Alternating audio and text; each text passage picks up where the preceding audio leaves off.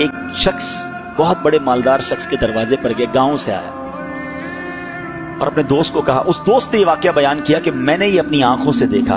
وہ اپنے اس بوڑھے گاؤں کے دوست کو ڈھونڈتے ڈھونڈتے ایک بہت بڑے سیٹھ کے پاس لے گیا۔ بولا تمہیں کیا کام ہے؟ کہا مجھے اس کے والد کے بارے میں کچھ بیٹے سے بات کرنی ہے۔ دروازہ کھٹکھٹایا، وہ سیٹھ تھا، بڑا آدمی تھا، دروازے پر آیا، بڑے روکھے انداز میں گیٹ پر ہی بات کر، جی فرمائیے کیا کام ہے؟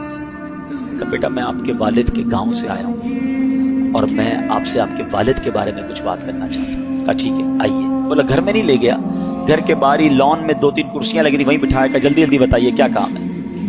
کہا بیٹا تمہارے والد کا جب سے انتقال ہوا ہے نا، روزانہ قبر پر کچھ لوگ آتے ہیں، تمہارے والد کو برا بھلا کہہ کے جاتے ہیں، کیونکہ تمہارے والد نے ان کے پیسے دینے تھے۔ بیٹا میں اس لیے آیا ہوں، مجھ سے رہا نہیں گیا، تمہارا والد میرا دوست تھا، واقعی ان لوگوں کے پیسے نکلتے ہیں، وہ بھی غریب ہیں، لیکن تمہارے والد کو روز قبر پر آ کر بد دعا دے کر جاتے ہیں۔ ایسا کرو بیٹا اپنے والد کا قرضہ ادا کر دو۔ وہ شخص جو ساتھ لے کر گیا تھا کہتا جب میں نے سنا تو میرے رونگٹے کھڑے ہو گئے، مگر وہ بیٹا کہتا ہے بابا جی میں کیوں پیسے دوں، میرے ابا نے مجھ سے پوچھ کے لیے تھے، آئندہ مجھے تنگ کرنے مت آنا، جاؤ ادھر سے۔ کہا حالانکہ پیسے بھی اتنے زیادہ نہیں تھے، کروڑ پتی تھا۔ اور وہ بوڑھا شخص کہتا ہے یہی وہ بیٹا ہے، یہی وہ اولاد ہے کہ اس کا باپ جب لوگوں سے پیسے لیتا تھا تو کہتا تھا اپنے بچوں کے لیے کام کرنا ہے۔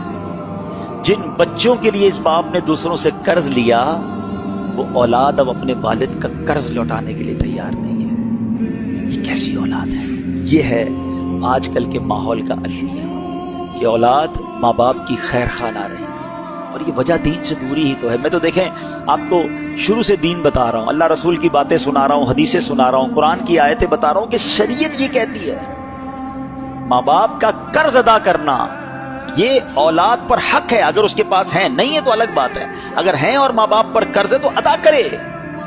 اور ماں باپ کی جائز وصیت کو پورا کرنا یہ بھی جو ہے وہ شریعت میں حق ہے ماں باپ کا اولاد پر۔ اس کام سے بچنا جس کام سے ماں باپ کو تکلیف زندگی میں ہوتی تھی۔ ماں باپ نے کسی کام سے منع کیا تھا، ہم نے کہا اب تو چلے گئے نا اب کر لو، اگر ان کو اس وقت بھی یہ پسند نہیں تھا نا، تو ان کے مرنے کے بعد بھی کوشش کرو نہ کرو۔